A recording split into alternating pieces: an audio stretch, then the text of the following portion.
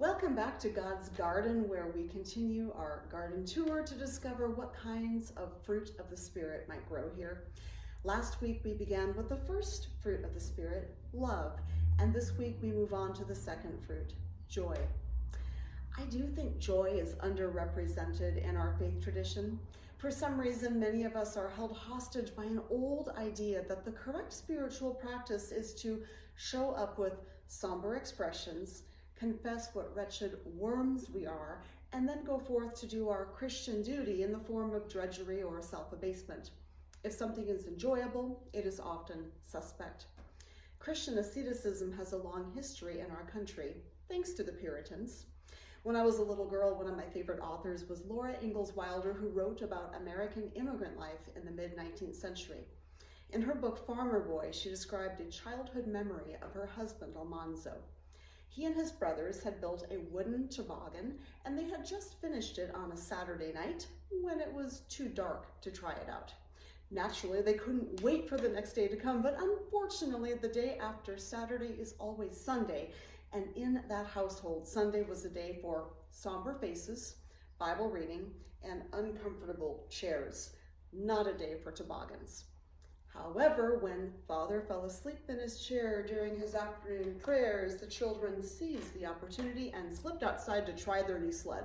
It was marvelous, just right. The snow was perfect, and down the hill they glided faster and faster, louder and louder, as their quiet enjoyment escalated into whoops of unbridled joy, until Father, wakened by the revelry, appeared outside.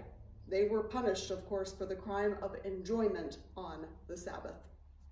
Well, a century and a half later, we are probably more inclined to take the side of the children in this situation, but I'm not sure that we have completely bought into the idea of joy as a spiritual staple. At best, I think we consider it a seasonal delicacy to be served at Christmas with the sugar plums and figgy pudding, perhaps. Then we can talk about joy. Joy to the world, the Lord has come. Joy shows up in our Christmas carols and even becomes a decorative word to hang on the wall, proof that we do indeed have Christmas joy. La la la la la, la la la la. But we pack it up with the Christmas lights and the baby Jesus, and next thing you know, we are stripping the church bare for Lent.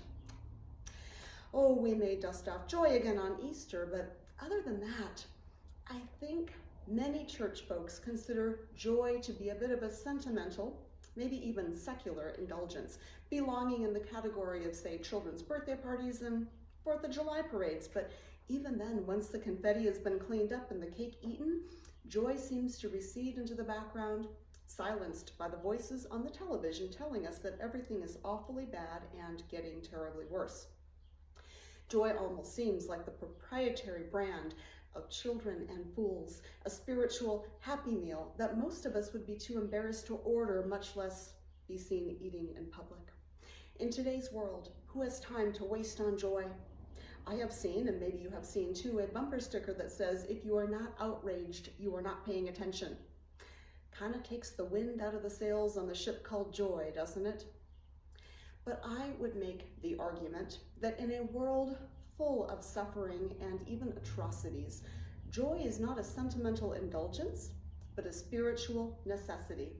The way I see it, joy is not a child's wide-eyed naivete, but a mature act of rebellion, the front line of resistance to the raging force of despair. Where do I get such a crazy idea? From Jesus, of course. On the night of his arrest, just after his final meal with his disciples, Jesus bade them farewell, giving them a final teaching. He told them he was the true vine, instructing them to stay connected to him so they, like healthy branches, would bear much fruit, the first being love, right, or spiritual fruits. Then he added, I have said these things to you so that my joy may be in you and that your joy may be complete. Now, if this were a Hollywood movie, that would be the end, and the disciples would go skipping off into their happily ever lives filled with sunshine and kittens. But that is not what Jesus meant by joy.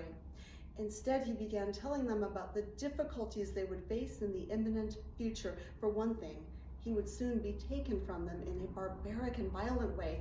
How could Jesus possibly expect his disciples to have any joy at all after his crucifixion?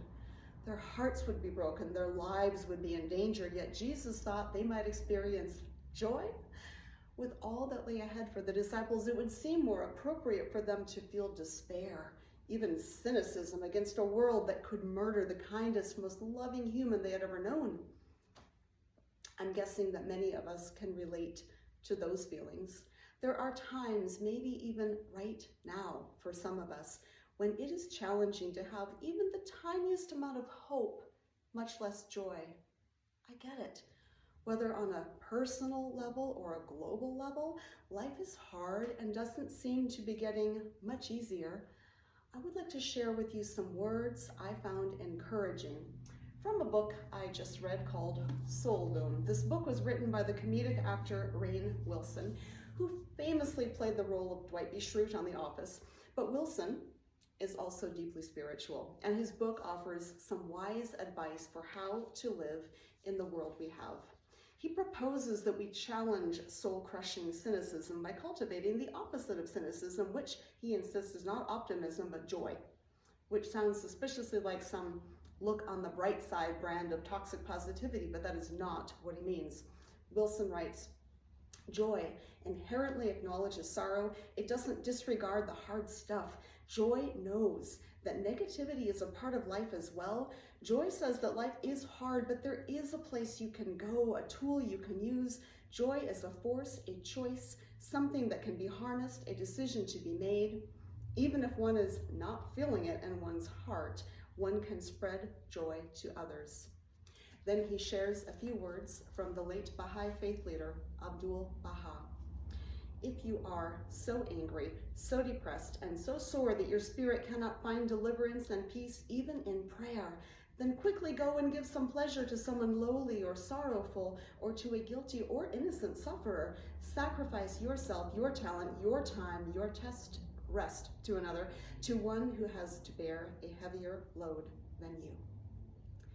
That is the essence of what I hear Jesus telling his disciples when he tells them that no matter how hard life gets for them, they will have his joy, and it will become their complete joy when they bear fruit by loving one another as he has loved them, which is to say, by serving them.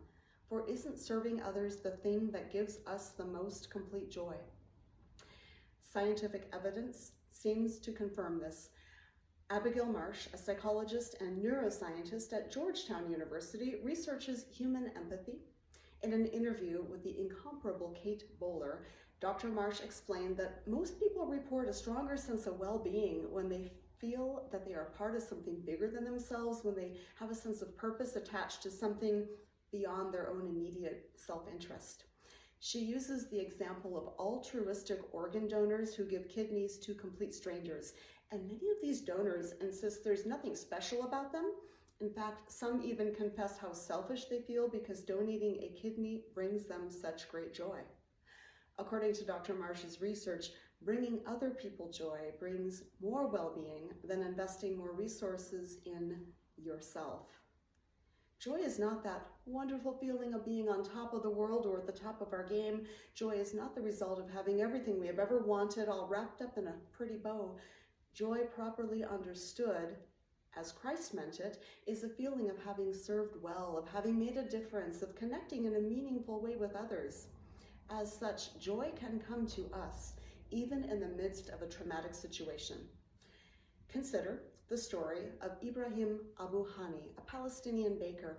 After his baker became a recent casualty of war, he gathered up everything he could carry and set up a makeshift bakery in his brother's auto mechanic shop. In spite of limited ingredients and abundant flies, he still manages to make cakes for children who must celebrate their birthdays in refugee camps.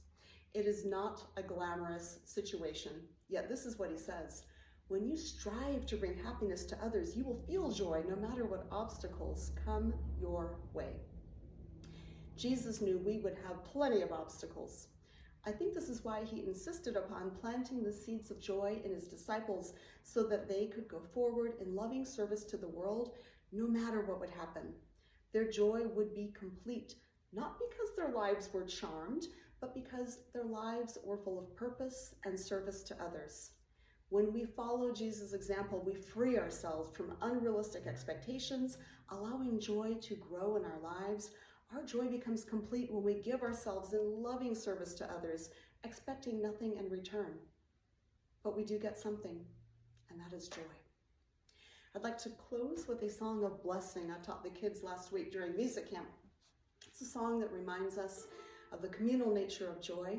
Interestingly, it's set in a minor key, a reminder that even a pensive mood is no barrier for true joy. We shall go out with joy and be led forth with peace. The mountains and the hills will break forth before us. There'll be shouts of joy, and all the trees of the field will clap their hands. And all the trees of the field will clap their hands. The trees of the field will clap their hands. The trees of the field will clap their hands as we go forth with joy. Go forth then with joy, being of service and love to this world.